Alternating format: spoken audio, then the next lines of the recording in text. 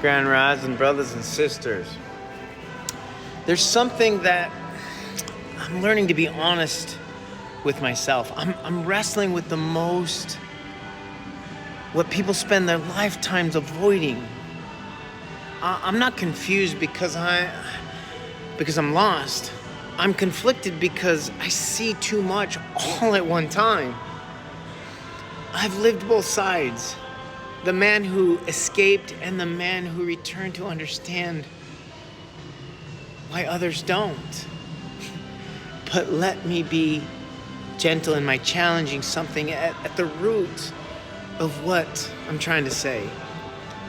Is the truth that I'm still seeking, or is it the experience that I've become attached to?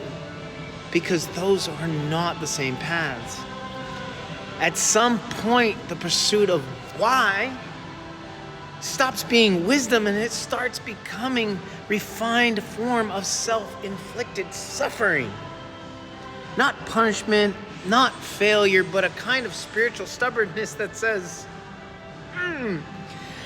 I won't just understand light. I need to earn it through darkness. And that sounds noble until I realize light was never asking me to suffer to deserve it.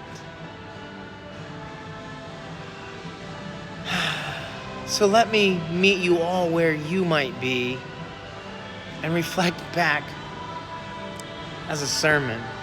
And I'll shape it so it's something that I can give to the world, but something that speaks directly to me, the man sitting at this crossroads today.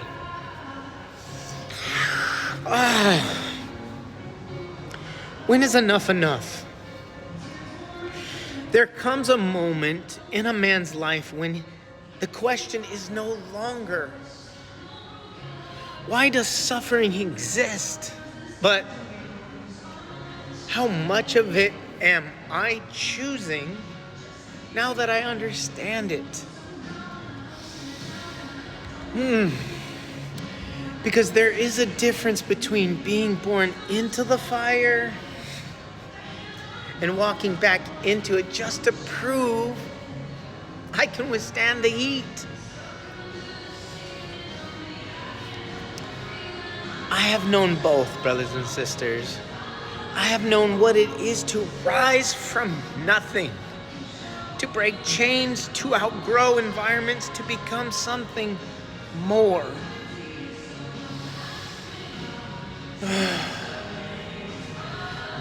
I choose to go back. Not because I had to, but because I needed to understand.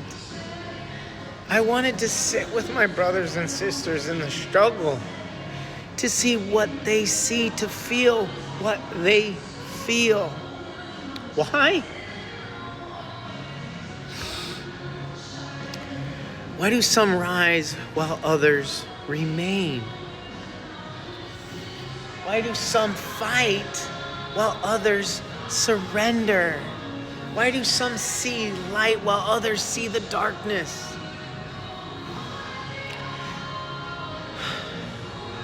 And I thought, if I could just understand it deeply enough, maybe I could fix it. But there is the truth that found me. Not in comfort, not in success, but sitting in the very place I chose to return to. Some suffering teaches us, but some suffering simply repeats. And the wisdom is knowing when you have learned your lesson. Some of us want to learn it the hard way, and we say so, and we get what we ask for. And when we are just rereading the same chapters in a different place, we wonder why things haven't changed, why the story repeats itself, why history repeats itself. There is a voice within us that sounds like curiosity. But if you listen closely, it is not asking to learn Sometimes it is asking for permission to continue to suffer. And we say, I need to understand more. But what we mean truly is, I'm not ready to leave yet.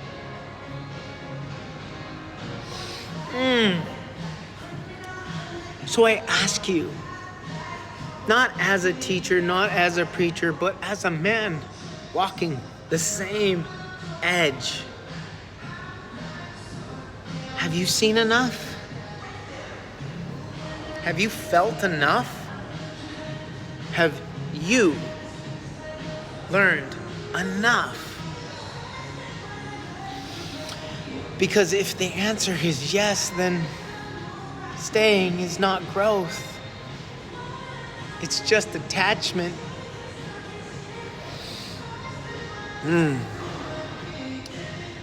See, I speak of my Father, and I say, He has carried me through every misstep, every fall, every wrong turn I've made on this journey. But then I ask myself something deeper. If He has never abandoned me in this struggle, then why would I believe He needs me to remain in it? What if the next act of my faith is not endurance, but acceptance of ease? What if going home right now is not giving up, but graduating?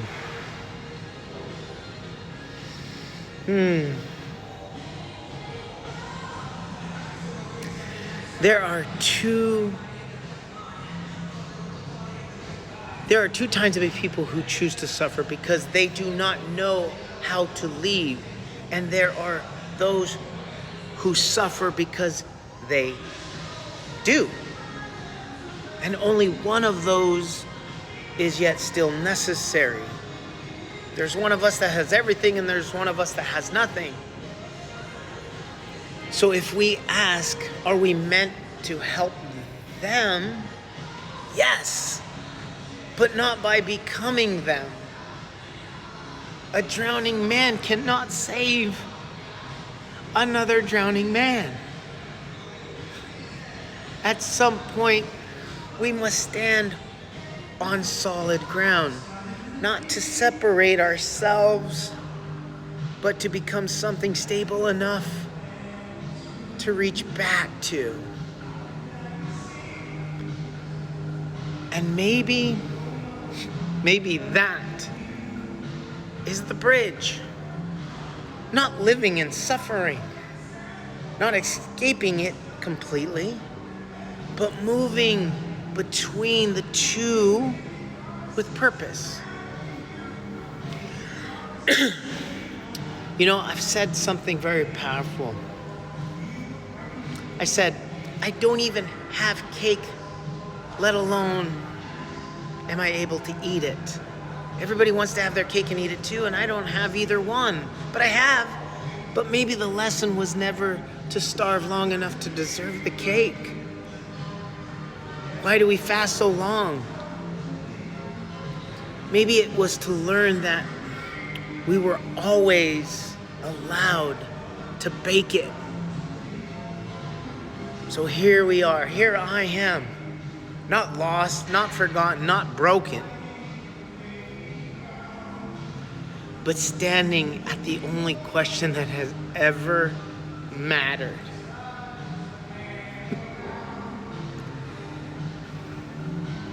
Am I done? Am I done choosing struggle when I already know the way out?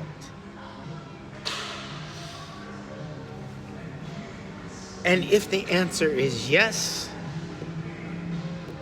then I should go. Go where I am truly needed. Go where I am ready to be received, and go where I can build, not just survive. Because my story was never meant to end in the fire. Maybe it was meant to become a light for those still inside of it. So, if you see this reflection, now, it's just you and me for the moment. You're not being asked to abandon the path, nor am I. We're being asked to stop proving we understand it. There is a difference. So I'm going to leave you with this. Not as instructions, but just as a reflection. If we remove the need to prove anything, where would we go tomorrow? That answer usually closer to the truth than all philosophy combined.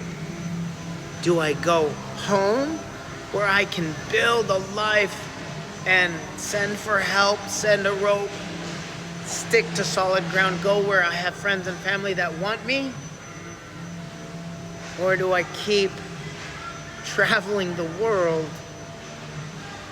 sitting with my brothers and sisters who continue to choose to suffer when all they have to do is choose to believe, to have faith, and be as Joseph was,